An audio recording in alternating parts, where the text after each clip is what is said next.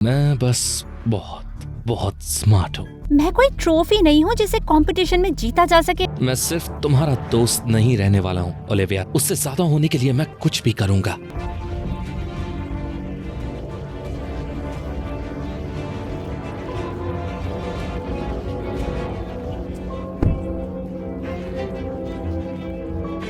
पकड़ो उसे।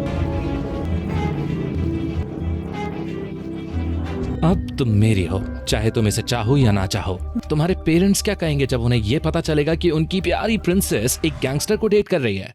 मेरे लिए शांति का मतलब था स्कूल के गार्डन में सैर करना। जब मैंने एक पर्पल फ्लावर उठाया सूंघने के लिए, तभी अचानक मेरा सांस लेना मुश्किल हो गया। मैंने अपने बैग से इनहेलर निकालना चाहा, लेकिन शायद वो रास्ते में कहीं गिर गया था। हे भगवान, क्या मैं मरने वाली थी? इसे ढूंढ रही हो? मैं मुड़ी तो देखा कि स्कूल का सबसे अट्रैक्टिव लड़का एक्सेल खड़ा था और उसके हाथ में मेरा इनहेलर था। इससे पहले उसने मुझसे कभी बात नहीं करी थी। ओह थैंक गॉड, दे दो मुझे प्लीज। मैं इनहेलर के पफ्स ले रही थी और वो मुझे देख रहा था, और इससे तबीयत बेहतर होने की जगह और बिगड़ रही थी। मैंने दूसरी तरफ देखकर अपने आप को शांत करने की कोशिश की, लेकिन जब मुड़ी तो वो चला गया था। वो लड़का बड़ा मिस्टीरियस था। 1 साल पहले हमारे स्कूल आया था और किसी को उसके बारे में कुछ नहीं पता था। हाय, मैं हूँ ओलिविया और मुझे सांस लेने की बीमारी है जिसे कहते हैं अस्थमा। मुझे ना तो कभी खेलने कूदने की इजाजत मिली, ना ही ज्यादा फन करने की। आगे बढ़ने से पहले प्लीज लाइक और सब्सक्राइब करें। वीकेंड का समय था और मैंने अपनी बेस्ट फ्रेंड टोरी को गोल्फ खेलने के लिए बुलाया था हमारे प्राइवेट कोर्स पे। मैंने उसे बताया कल क्या हुआ और वो तो खी-खी करके हंसने लगी थी।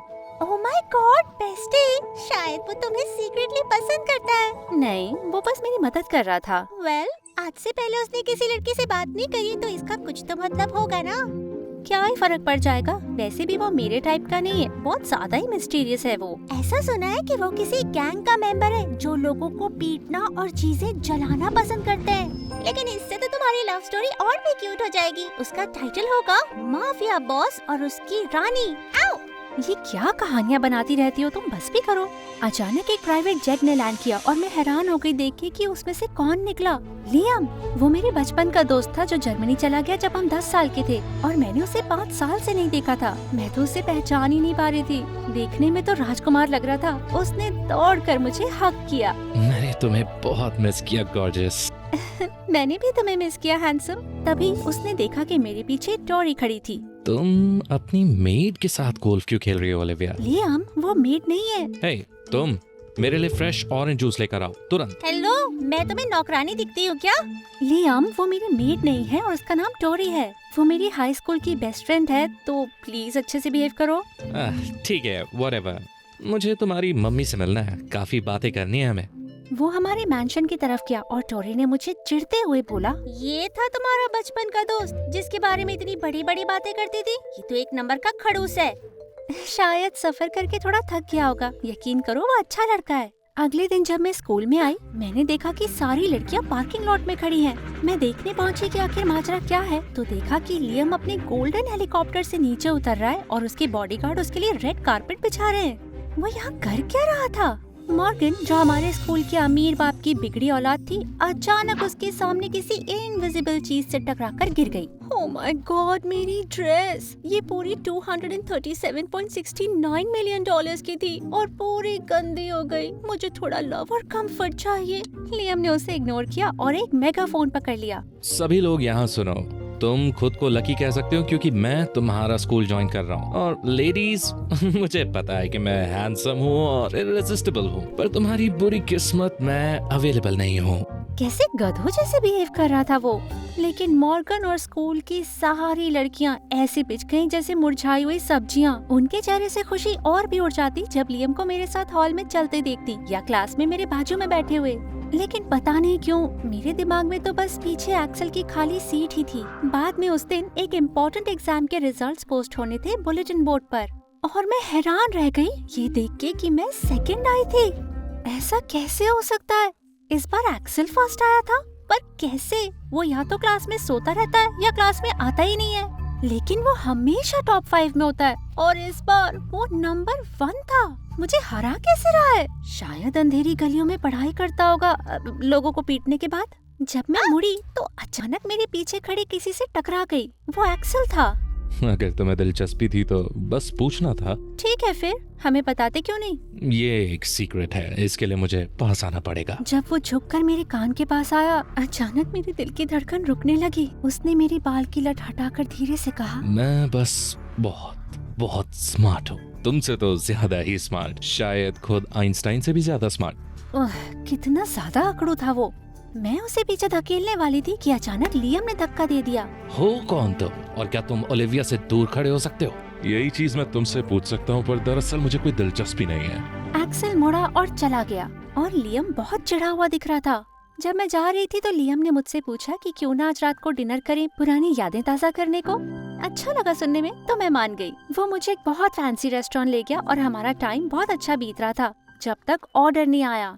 और अचानक लियम वेटर के ऊपर चिल्लाने लगा, मैंने एक सिजलिंग स्टेक ऑर्डर किया था, तुम्हारी स्टूपिडिटी नहीं। लियम क्या कर रहे हो तुम? ये बिल्कुल ठीक लग रहा है। शेफ बाहर आ गया और उसने पूछा कि क्या प्रॉब्लम है।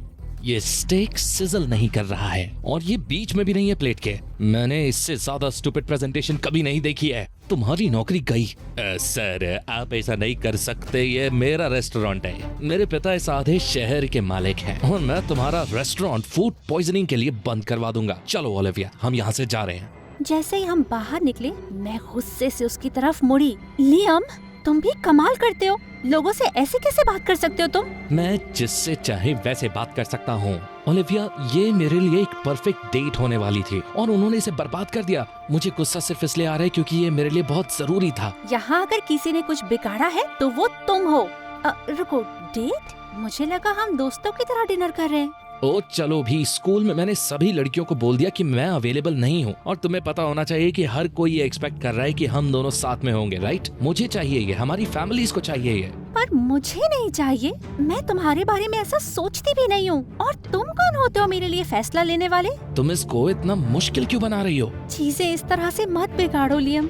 मैं पुराना वाला लियम मिस करती हूँ, वो प्यारा सा लड़का जो मेरा बेस्ट फ्रेंड हुआ करता था। मैं उसे वापस चाहती हूँ।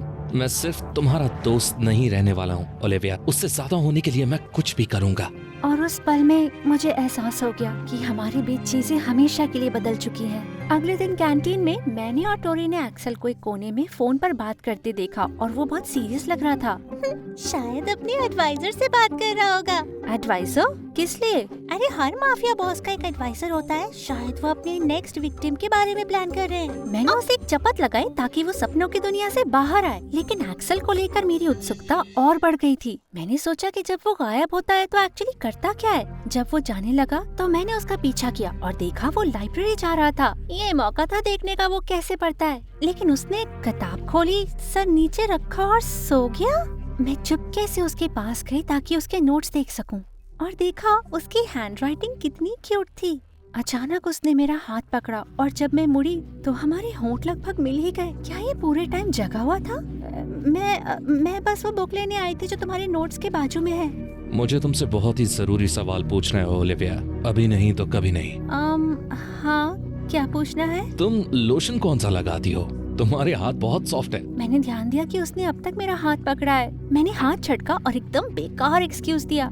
अब मुझे ना बाथरूम जाना है, ओके बाय। बाद में उस दिन मैं स्कूल के एलिवेटर में थी कि अचानक वो भी अंदर आ गया। नोट्स के बारे में मत पूछना, नोट्स के बारे में मत पूछना प्लीज। तो वो मेरे नोट्स के साथ क्या कर रही थी तुम? अभी भी जानने की कोशिश कर रही हो कि मेरे ग्रेड्स तुमसे अच्छे कैसे हैं? मैंने कहा ना, मैं वहाँ रखी बुक लेने के लिए आई थी। उसने बस हल्की सी स्माइल दी और वो कुछ बोलने ही वाला था कि अचानक लियम आ गया। यहाँ हो तुम, मैं तुम्हें हर जगह ढूंढ रहा था। अचानक एलिवेटर बंद हो गया। क्या टाइमिंग है। एलेक्स मदद के लिए फोन करने लगा और लियम मुझे परेशान करने लगा। तुम मुझे इग्नोर क्यों कर रही हो? क्या ये कल रात के बारे में है? ठीक है, मैं उस स्टूपिड शेफ को जाने देता हूँ इस बारी। हम प्लीज अभी की प्रॉब्लम पर फोकस कर सकते हैं? हम यहाँ फंसे हुए हैं और यहाँ इतनी गर्मी है। इसे और गर्म बनाते हैं फिर। आगे बिना कुछ कहे लियम ने अपनी शर्ट उतार दी और मैं दंग रह गई। जब मैं दाईं तरफ मुड़ी तो एक्सेल ने भी शर्ट उतार दी थी। एंड ओह माय गॉड, अगर लियम की बॉडी एक फिटनेस इंस्ट्रक्टर की थी तो एलेक्स की बॉडी तो एक ग्रीक गॉड की थी और मैं उन दोनों के बीच कद्दू लग रही थी। तुमने भी शर्ट क्यों उतार दी अपनी? तुम सही हो, काफी गर्मी है। मैं हाइपोथर्मिया या सफोकेशन से मर सकता हूँ। इससे पहले कि मैं बेहोश होती, एलिवेटर के डोर फाइनली खुल गए। Oh thank God. मैं तुरंत बाथरूम भागी ताकि इनहेलर यूज करके अपने आप को शांत कर सकूं इस ट्रॉमेटिक इंसिडेंट से। एक रात जब मैं जरूरतमंदों को खाना और पैसे बांट रही थी, मैंने देखा कि सामने सड़क पर लेदर जैकेट पहने कोई किसी के साथ कुछ एक्सचेंज कर रहा है। मैंने देखा वो एक्सेल था। मैंने लिमो से निकलकर उनका पीछा किया। वो एक गली से गुजरकर एक दरवाजे के अंदर गए जो बेसमेंट में जाता था। ओह माय गॉड, क्या ये उनका अड्डा था? मुझे लगा था कि कमरे में गैंगस्टर्स भरे होंगे, लेकिन नजारा तो उसका उल्टा ही था। पूरा कमरा पढ़ाकू लोगों से भरा था जो कि रूबिक्स क्यूब सॉल्व कर रहे थे अलग अलग शेप्स के। मुझे एक्सेल दिखा और वो एक लौता था जो सबसे अलग दिख रहा था। ये क्या चल रहा था? जब एक्सेल और मेरी नजरें टकराई, वो इतना हैरान हुआ कि अपनी कुर्सी से ही गिर गया। उसने ऐसे नाटक किया जैसे कुछ हुआ ही ना हो और अपना क्यूब सॉल्व करने में लग गया। लेकिन मैं मुस्कुरा उठी। कितना क्यूट था वो। गेम खत्म होने पर उसको सेकंड प्लेस मिली, लेकिन वो खुश नहीं लग रहा था। वो दुखी सा चेहरा लेकर मेरे पास आया। मैं 1.5 सेकंड से हार गया क्योंकि मैं तुम्हारी वजह से डिस्ट्रैक्ट हो गया। ये 57th digital qualifier next generation championship cup था और इसे जीतकर मैं अपने बैजेस कंप्लीट कर सकता था। तो एक्चुअली वो एक पढ़ाकू लड़का था जो बस देखने में बैड बॉय लगता था। मुझे माफ कर दो, तुम्हें फॉलो करने का इरादा नहीं था। अचानक एक खूंखार सा दिखने वाला चश्मिश एक्सेल की तरफ भड़के हुए सांड जैसे बढ़ा। मैंने तुम पर $5 मिलियन लगाए थे और मुझे ये वापस चाहिए लूजर। पकड़ो उसे। जाने का वक्त। एक्सेल ने मेरा हाथ पकड़ा और मुझे बिल्डिंग से बाहर खींच के ले गया। हम उसकी बाइक पर भागे, लेकिन वो चश्मिश गुंडे हमारा पीछा करते रहे जब तक हम कंट्री साइड नहीं आ गए। अचानक बहुत तेज बारिश होने लगी और हमें कुछ दिख भी नहीं रहा था। एक्सेल के पास गाड़ी रोककर पास के शेड में वेट करने के अलावा कोई चारा नहीं था। हम दोनों पूरी तरह से भीग चुके थे। ऐसा लग रहा था कि रात भर बारिश रुकेगी ही नहीं और ऑलरेडी इतनी देर हो गई थी। मैंने अपने पेरेंट्स को कॉल करके कहा कि मैं रात भर टोरी क्या रुकी हूँ ताकि वो चिंता ना करें। सॉरी, तुम इन सब में पड़ गई मेरी वजह से। नहीं नहीं, ये सब मेरी गलती है। मुझे तुम्हारा पीछा नहीं करना चाहिए था। तुम मेरी वजह से गेम हार गए। ठीक है, ऐसे हजारों गेम्स आते जाते रहते हैं। मैंने उसे बताया कि हमने उसके बारे में क्या क्या कहानियाँ सोची थी और ये सुन के वो हंसने लगा। पहली बार हंसते देखा था उसे। तो तुम ये कह रही हो कि सारे नर्ड्स अंधे होने चाहिए और लेदर जैकेट्स नहीं पहन सकते? मैंने तो पहली बार देखा था। तुम तो कांप रही हो, काफी ठंड लग रही है तुम्हें। उसने अपनी लेदर जैकेट उतारकर मुझे पहना दी और मुझे गले से लगा लिया। आई होप मेरी बॉडी हीट से तुम्हें थोड़ा अच्छा लगे। हाँ, अच्छा लग रहा है। मुझे खुशी है। उसकी बाहों में मैं सेफ फील कर रही थी और एक मुस्कान के साथ अपनी आंखें बंद करी। जब मेरी आंखें खुली तो मैंने देखा कि मैं एक्सेल के कंधों पर घंटों से सो रही थी। सुबह हो चुकी थी। मैंने उसे उठाया और हम पास के स्टोर में गए ताकि कुछ नए कपड़े खरीद सकें। हमने नए कपड़े पहने और जब हम साथ में स्कूल गए तो सब हैरान रह गए। लेकिन लियम बहुत गुस्सा लग रहा था। वो तुरंत मुझे एक कोने में ले गया। तुम्हारा दिमाग खराब हो गया है। उस स्टूपिड गैंगस्टर के साथ क्यों आई तुम? हाथ छोड़ो लियम, अपने काम से काम रखो। मुझे यकीन नहीं हो रहा है कि तुमने उससे मेरे ऊपर चुना। हम दोनों साथ में बड़े हुए हैं। तभी वहाँ एक्सेल आया और पिछली रात की मेरी अंडर शर्ट मुझे वापस करी। तुम ये मेरे बैग में भूल गई थी। सब के सब हैरान हो गए और मैं तो टमाटर सी लाल हो गई। मैंने जान के खांसना शुरू किया ताकि लोगों का ध्यान बटे, लेकिन लियम और एक्सेल दौड़ पड़े मेरे लिए बैग से इनहेलर लाने के लिए। पीछे हट जाओ यार। तुम हट जाओ बेवकूफ। अचानक उन दोनों के बीच मॉर्गन आ गई। बॉयज, वो फटे फेफड़े वाली लड़की के पीछे क्यों पड़े हो? मैं हूँ ना यहाँ पर। तुम में से किसी के भी हो सकती हूँ। मुझे दोनों पसंद हैं। दोनों लड़कों ने उसे इग्नोर किया और गुस्से से एक दूसरे की तरफ देखते रहे। ओके, बहुत हुआ। मैं कोई अबला नारी नहीं हूँ जिसे हमेशा बचाने की जरूरत पड़े। मैं बिल्कुल ठीक हूँ। जो कुछ हुआ उसको लेकर टोरी मुझे चिढ़ाना बंद नहीं कर रही थी। बड़ा मजा आ रहा है कि दो हॉटीज तेरे लिए फाइट कर रहे हैं, लेकिन मैं तो टीम एक्सेल हूँ ऑब्वियसली। लियम तो इस स्टोरी का विलेन है। टोरी, कसम से यार, मेरी लाइफ कोई चीज़ी फैन फिक्शन नहीं है। लगता तो ऐसे ही है। वो मुझे चिढ़ाकर मुस्कुराते हुए चली गई। अगले कुछ दिन एक्सेल और मैं साथ घूम रहे थे और इससे लियम बहुत ज्यादा गुस्सा हो रहा था, लेकिन मुझे परवाह नहीं थी। मुझे उसके साथ बहुत मजा आ रहा था। उसने मुझे अपने क्लब के फ्रेंड से भी मिलवाया। एक बार मैंने उसका फेवरेट क्यूब उठाया तो वो घबरा गया। ध्यान रखना, तुम्हें इसे थोड़ा ध्यान से पकड़ना होगा। ये 6th generation fully functional limited edition cube है। ओह गॉड, वो कितना हॉट नर्ड था। घबराओ मत, मैं ध्यान रखूंगी। और फिर मैंने उसे हैरान कर दिया क्यूब को 1 मिनट से कम में सॉल्व करके। ब्रेन्स एंड ब्यूटी, तुम सही में कुछ और हो ओलिविया। अचानक पता नहीं कहां से लियम आ गया और उसे चैलेंज करने लगा। कल तुम और मैं एक पोलो मैच करते हैं स्कूल के बाद, 1-on-1। जो जीता वो ओलिविया को डेट करेगा और लूजर पीछे हट जाएगा हमेशा के लिए। तुम्हारा दिमाग खराब है? मैं कोई ट्रॉफी नहीं हूँ जिसे कंपटीशन में जीता जा सके। लेकिन एक्सेल का जवाब सुन के मैं हैरान रह गई। कल मिलते हैं फिर। जब लियम चला गया तो मैं एक्सेल की तरफ गुस्से से मुड़ी, लेकिन उसने मेरा हाथ पकड़ा। यही एक तरीका है ताकि वो पीछे हट जाए। वादा करता हूँ जीतूंगा। ठीक है, पर ध्यान रखना, लियम कुछ बदमाशी कर सकता है। अगले दिन उनका गेम देखने वाली मैं इकलौती थी और मैं बहुत घबराई थी। गेम शुरू होने के कुछ ही मिनटों में एक्सेल बहुत आराम से लियम को हरा रहा था। हारने को तैयार हो? ये सवाल तुम खुद से पूछो बेवकूफ। लेकिन अचानक लियम ने एक्सेल के घोड़े को अपनी मैलेट से मारा, जिससे घोड़े ने घबराकर एक्सेल को गिरा दिया। ये मौका मिलते ही लियम ने बॉल ली और गोल कर दिया। वो अकड़ते हुए मेरे पास आया। अब तुम मेरी हो, चाहे तुम इसे चाहो या ना चाहो। मर जाऊंगी तो भी तुम्हारी नहीं होंगी। तुम तो मेरे बेस्ट फ्रेंड भी नहीं रहे लियम, तुम एक मॉन्स्टर हो। काफी सेक्सी और खूबसूरत मॉन्स्टर। एक्सेल उठा और उसे गुस्से से बोला, तुमने साफ साफ चीटिंग करी है, तुम ईमानदारी से नहीं खेले। हमने कोई रूल सेट नहीं करे थे लूजर। एक्सेल लियम की तरफ हमला करने के लिए बढ़ा, लेकिन लियम ने चुटकी बजाई और उसके बॉडीगार्ड्स एक्सेल को खींच के ले गए और मेरा गुस्सा और बढ़ गया। तुम्हें लगता है कि तुम्हारी इन हरकतों से मुझे तुमसे प्यार हो जाएगा? मुझे तुमसे नफरत हो रही है और ज्यादा। तुम्हारे पेरेंट्स क्या कहेंगे जब उन्हें ये पता चलेगा कि उनकी प्यारी प्रिंसेस एक गैंगस्टर को डेट कर रही है? साबित कर दो, एलेक्स एक अच्छा लड़का है और वो एक जीनियस भी है। तुम उसे सचमुच पसंद करती हो? फाइनली समझ में आई बात। देखती जाओ तुम। अगले दिन मैं ये देखकर दंग रह गई कि स्कूल को किसी ने तबाह कर दिया था। सारी दीवारें स्प्रे पेंट से गंदी कर दी थी और आधे से ज्यादा लॉकर्स तोड़ दिए थे। प्रिंसिपल बहुत गुस्से में थे। हमने जब सर्वेलेंस फुटेज चेक करी तो दोषी को देखकर हम सब हैरान रह गए। वो एलेक्स था, हो ही नहीं सकता। मुझे पता था वो अपनी हार बर्दाश्त नहीं कर पाया कल वाले गेम में और फिर उसने ये बच्चों वाली हरकतें करी हैं। तभी मॉर्गन एलेक्स से चिपकने लगी। तुम मुझे तबाह कर सकते थे एक्सेल बेब, और इसके लिए मैं तुम्हारा शुक्रिया अदा करती। हे भगवान, कुछ तो शर्म करो और ये खा के अपना खाली भेजा भरो। एक्सेल ने मुड़कर मुझे कहा, तुम्हें पता है मैं ऐसा नहीं कर सकता ओलिविया। ऑफ कोर्स, कोई गधा ही उस वीडियो पर यकीन करेगा। बदकिस्मती से प्रिंसिपल उनमें से एक थे। उन्होंने तुरंत एक्सेल को सस्पेंड कर दिया और लियम को हंसता देख मेरा खून खौलने लगा। एक्सेल को फंसाने वाला जरूर वो ही था, लेकिन पहले मुझे सबूत चाहिए होगा। उस रात मैं लियम के कमरे में खिड़की से अंदर आई और कबर्ड में जाकर छुप गई। जल्दी ही वो कमरे में एक लड़के के साथ घुसा जिसने बिल्कुल एक्सेल जैसे कपड़े पहने थे और बाल बनाए थे, और वो बात कर रहे थे कि कैसे उन्होंने एक्सेल को फंसाया। मैं जानती थी, मैंने सबका वीडियो बनाया। और तभी मेरी किसी चीज से टक्कर हुई और जोर से आवाज आई और अगले ही सेकंड दरवाजा खुल गया और लियम तो पूरा साइको हो गया था।